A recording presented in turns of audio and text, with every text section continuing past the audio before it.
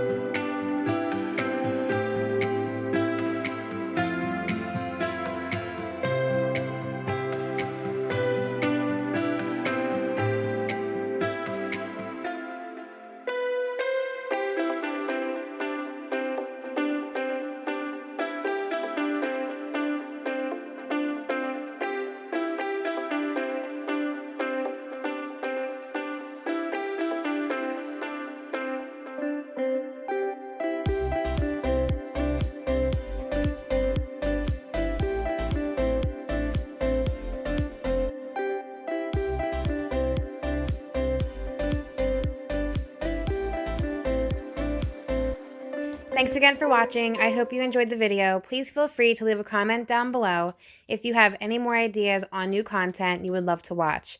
Also, please don't forget to hit that thumbs up on the video and subscribe, and I will see you all soon.